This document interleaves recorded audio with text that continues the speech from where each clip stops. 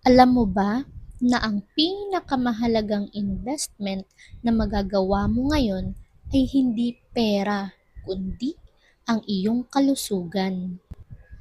Maraming tao ang naghahanap ng mamahaling bitamina, pero ang hindi nila alam, ang sagot ay nasa murang gulay lang na madalas nating iniiwasan dahil madulas.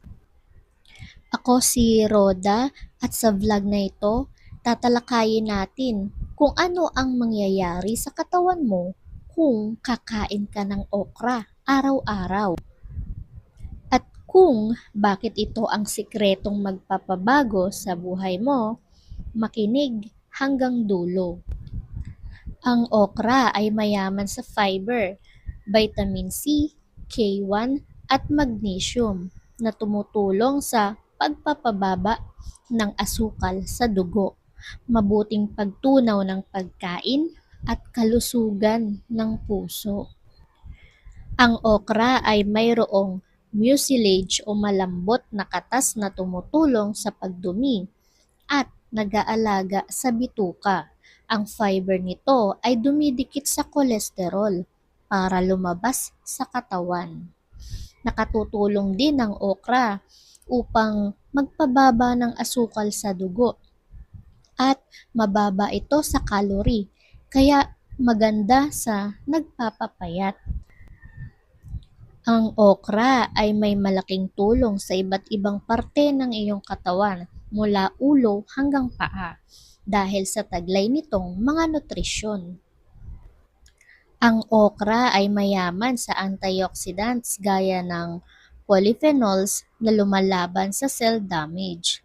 Ang mataas na vitamin C nito ay nagpapalakas ng depensa laban sa ubo at trangkaso.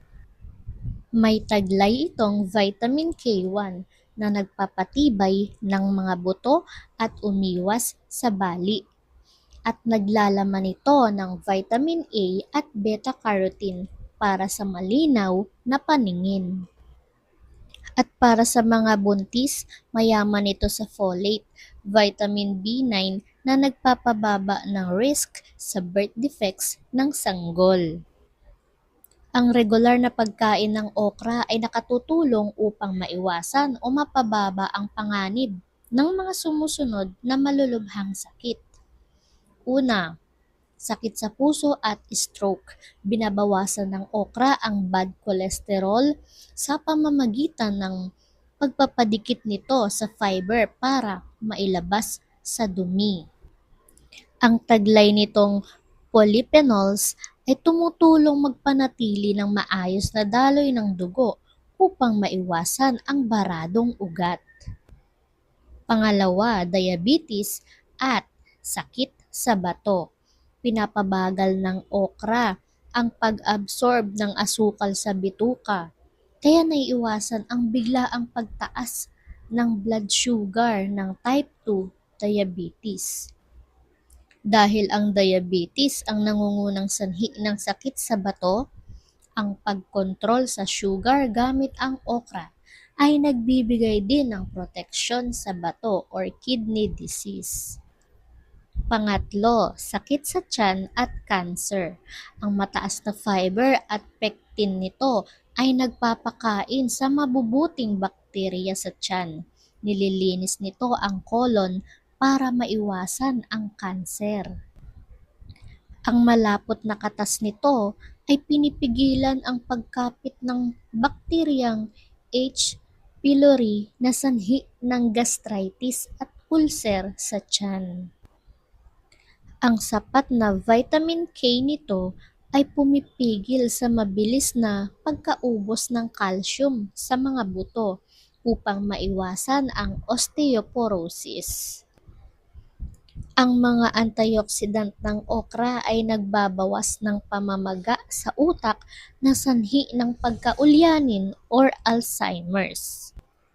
Paalala, kung ang isang tao ay umiinom ng metformin or gamot sa diabetes o mga blood thinner gaya ng warfarin dahil sa mataas na vitamin K ng okra, kailangang magpakonsulta muna sa doktor dahil maaari nitong maapektuhan ang talab ng gamot. Ang mga dapat bantayan or side effects kung sobra o palagi. Ang okra ay mataas sa oxalates kung ang isang tao ay may history o madaling magkaroon ng kidney stones or bato sa bato. Ang araw-araw na pagkain nito ay maaaring magpalala ng kondisyon. Ang okra ay naglalaman ng compound na tinatawag na solanin. Sa ilang tao na may arthritis, maaari itong mag-trigger ng bahagyang pananakit o pamamaga. Dahil mataas ito sa fiber at may carbohydrates na fructans, ang labis na pagkain nito ng biglaan ay maaaring magdulot ng hangin sa tiyan o pagtatae. Sana ay marami po kayong natutunan. Thank you for listening!